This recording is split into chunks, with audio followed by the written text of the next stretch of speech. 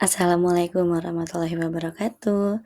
Bertemu lagi dengan saya, Gina Zakia Iskandar Putri, mahasiswi semester 3, Fakultas Pendidikan Dasar. Sekarang saya akan mempresentasikan tugas 1 dari mata kuliah studi komparatif pendidikan di berbagai negara. Oke, saya diminta untuk menganalisis dari 4 jurnal, 4 artikel yang saya cari di Scopus. Yang pertama itu mengenai isu sosial politik dan sosial budaya.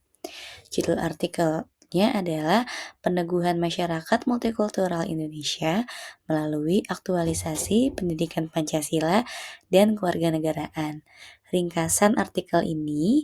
Artikel ini membahas tentang bagaimana Indonesia sebagai negara multikultural memerlukan pendidikan yang kuat untuk menjaga kerukunan.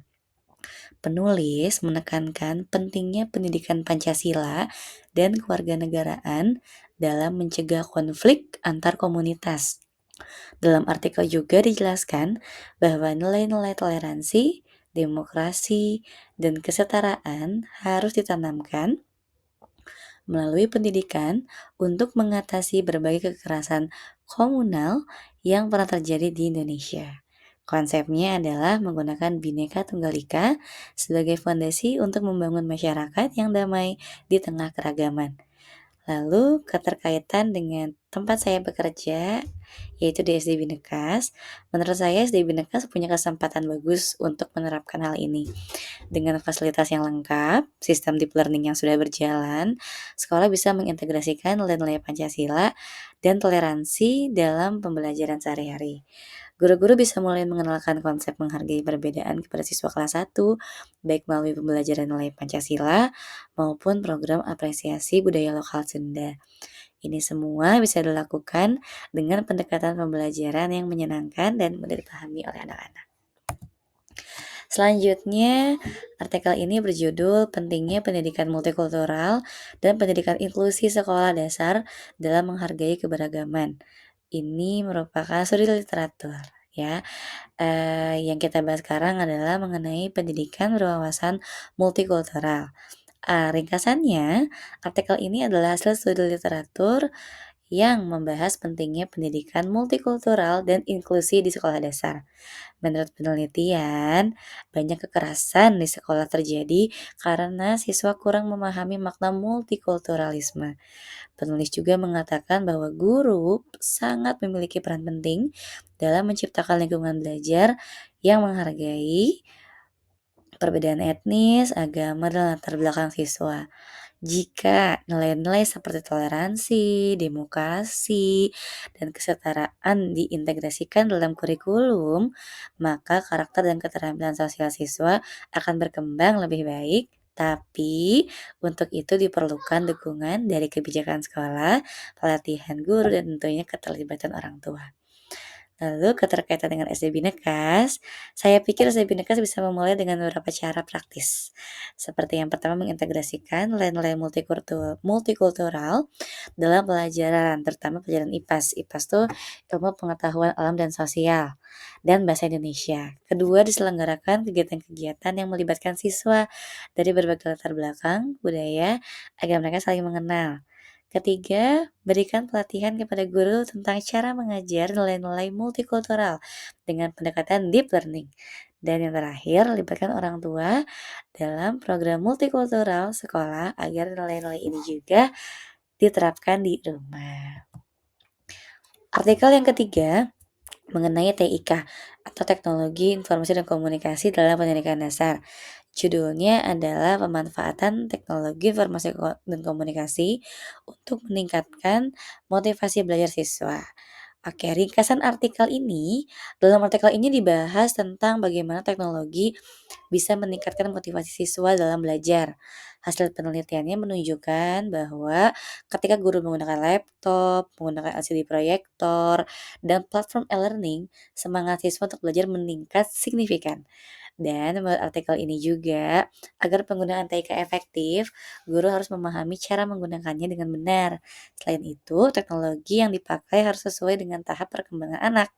Infrastruktur harus memadai, dan guru perlu mendapat pelatihan berkelanjutan tentang teknologi pembelajaran.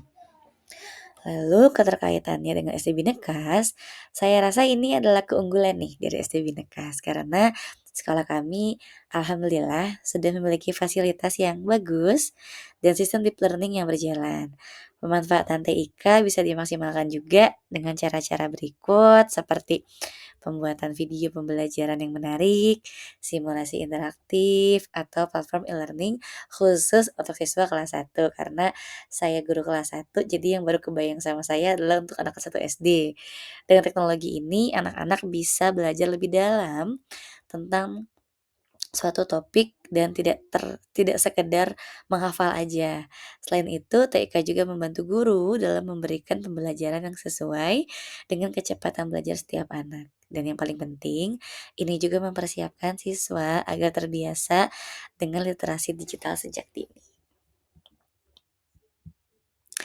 Selanjutnya, nomor 4 yang terakhir, mengenai artikel International Scopus Literature Review, saya mendapatkan dengan judul Multicultural Education and Global Citizenship. Ya, ringkasan artikelnya adalah pendidikan multikultural dimulai dari gerakan hak sipil Amerika pada tahun 1960 sampai sekitar tahun 1970 ketika tokoh-tokoh seperti James Banks dan Sonia Nito memperjuangkan pengakuan keberagaman budaya siswa di sekolah. Konsep ini kemudian berkembang ke berbagai negara dengan fokus pada kesetaraan, keadilan sosial, dan inklusi pendidikan.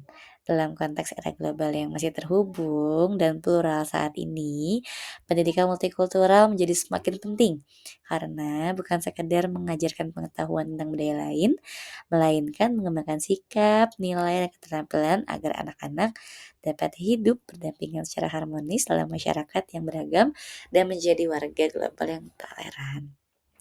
Agar pendidikan multikultural dapat diterapkan dengan sukses, sekolah membutuhkan kurikulum yang inklusif dan relevan dengan budaya lokal. Guru-guru yang terlatih dan memahami multikultural, lingkungan sekolah yang mendukung keberagaman, serta dukungan aktif dari orang tua, komunitas, dan kebijakan pemerintah. Penelitian ini menunjukkan bahwa pendidikan multikultural berkontribusi langsung pada pencapaian Sustainable Development Goals, terutama SDG 4, tentang pendidikan berkualitas, dan SDG 10 tentang pengurangan ketimpangan, karena mampu membangun kohesi sosial dan mengurangi diskriminasi. Meski masih dihadapi tantangan seperti keterbatasan sumber daya, resistensi budaya, banyak negara yang mulai menyadari pentingnya pendidikan multikultural dan berusaha mengimplementasikannya secara lebih berkualitas dan inklusif.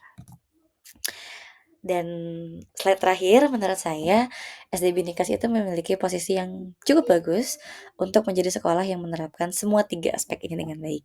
Dengan fasilitas lengkap, lokasi di Bandung yang multikultur, dan sistem deep learning yang sudah berjalan, sekolah bisa mengintegrasikan kesadaran akan isu sosial budaya lokal, menerapkan pendidikan multikultural yang praktis, dan memanfaatkan teknologi untuk pembelajaran yang lebih dalam. Ini semua sejalan dengan standar pendidikan internasional yang inklusif dan responsif terhadap keberagaman. Sekian presentasi dari saya untuk tugas 1. Terima kasih.